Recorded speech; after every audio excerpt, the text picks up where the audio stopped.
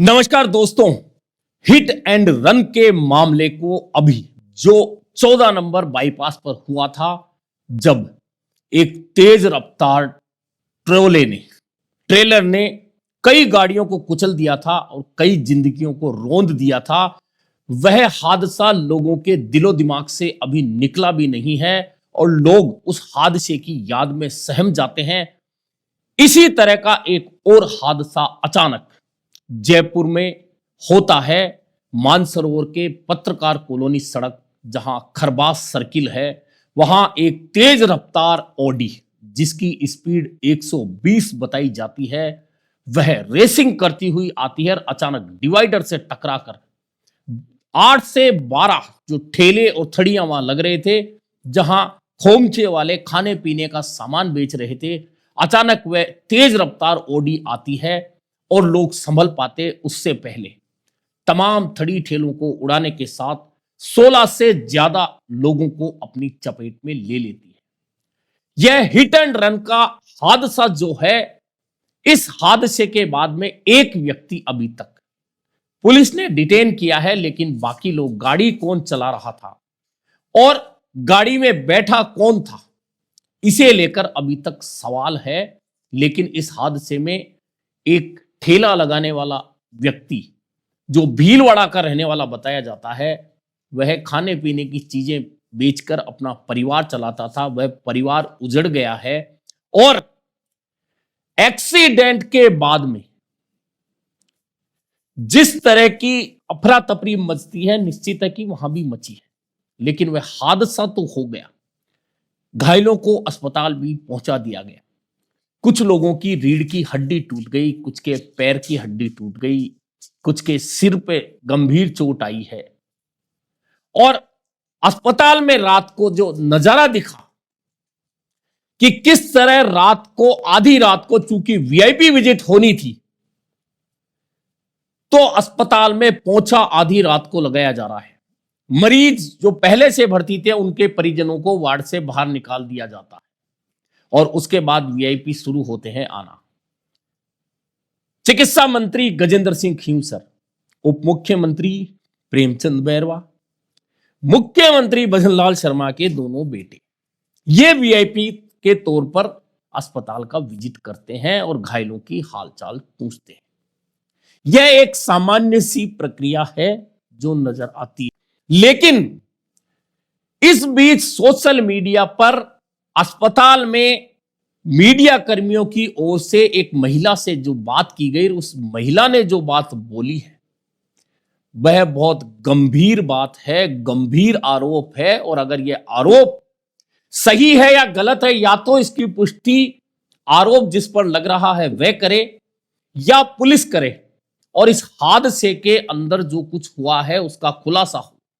लेकिन जो महिला ने आरोप लगाया है, वह आरोप बहुत गंभीर है। महिला जो बोलती हुई नजर आ रही है, स्पष्ट रूप से महिला का वीडियो वायरल हुआ है। उस वीडियो में महिला स्पष्ट रूप से कह रही है कि वह कार प्रेमचंद बैरवा के बेटे की थी, वही चला रहा था। यह बहुत गंभीर आरोप हो जाता है अगर महिला का आरोप लगाया हुआ सही है। प्रेमचंद बैरवा का लड़का है,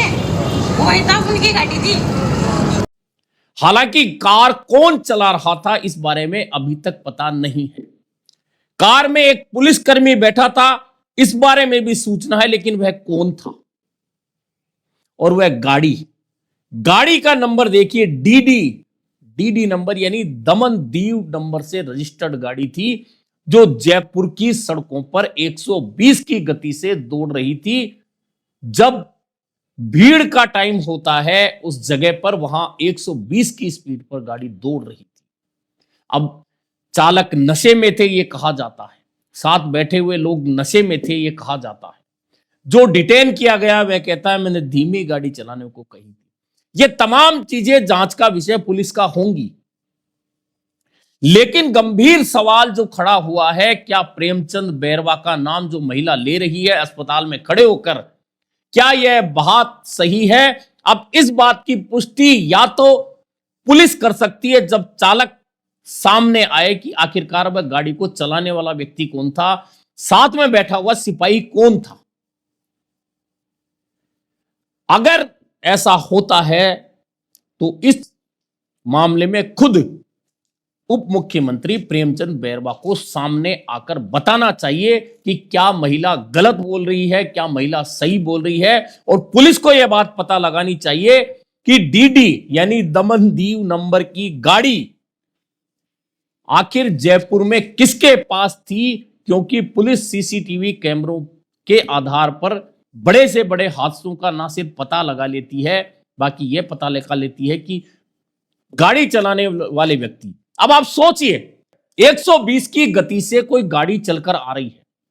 ठेलों को टक्कर मार रही है, उसके बाद गाड़ी पलट रही है, गाड़ी के बैलून खुल रहे हैं, उसके बाद उसमें से व्यक्ति निकल रहे हैं और वह भीड़ के अंदर से निकलकर भाग चुके हैं। एक व्यक्ति डिटेन होता है, यानी कि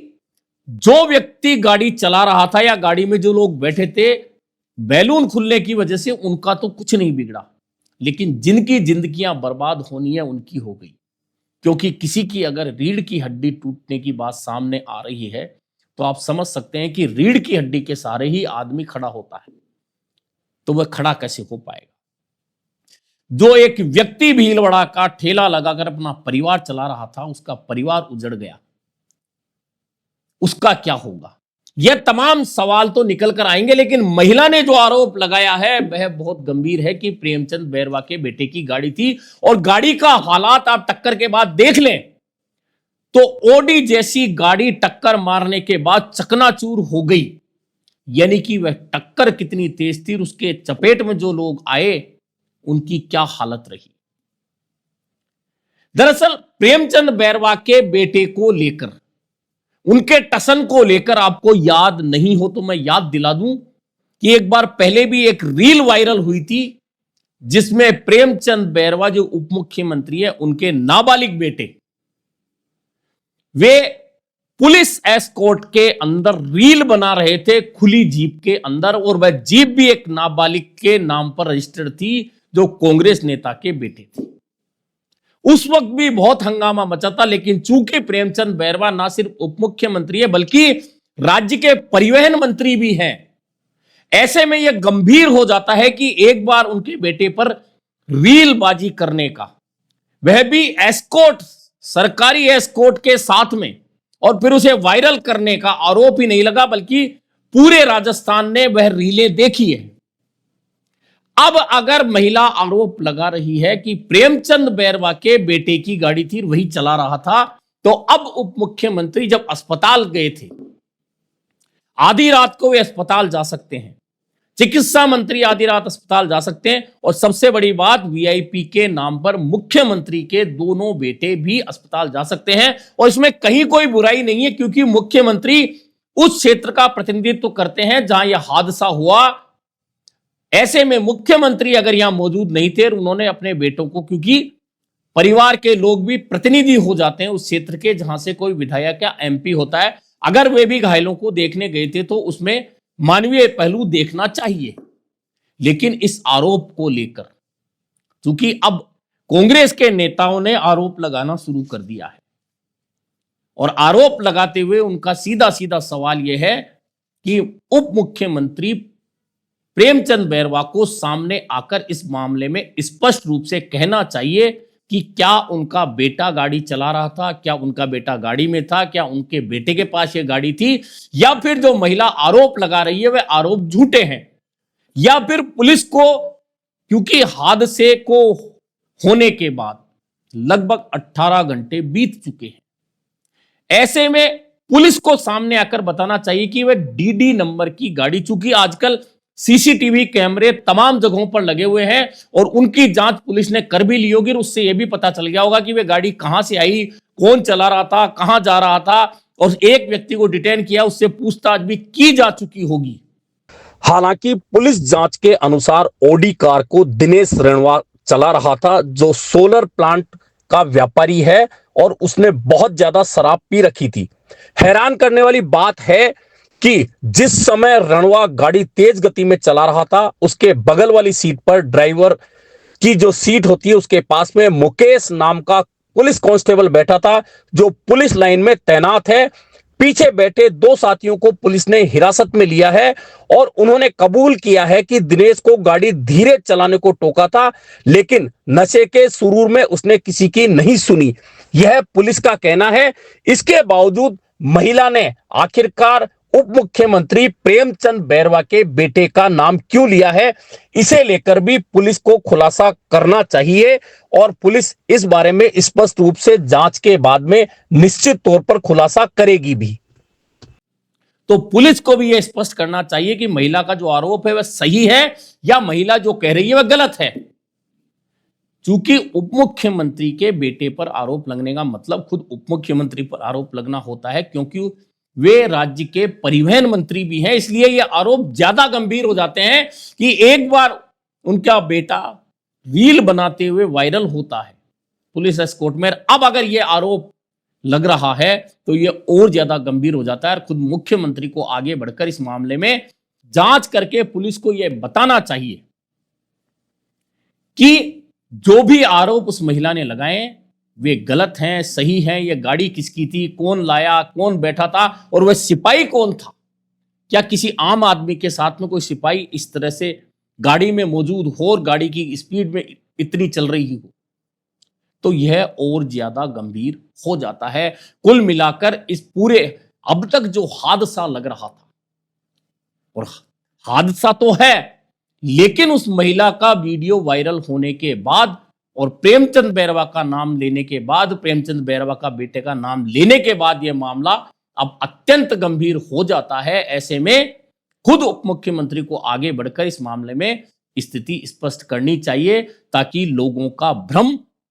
खत्म हो सके और अगर सच्चाई है तो उन्हें स्वीकारनी चाहिए या पुलिस को इस पूरे मामले का खुलासा करना चाहिए कि आखिरकार वह गाड़ी लेकर इस तरह से लोगों को रोंदने वाला व्यक्ति कौन था और उसके साथ में सिपाही जो था वह कौन बैठा था। अभी के लिए इतना ही, फिर मिलेंगे नए मुद्दे पर चर्चा के साथ।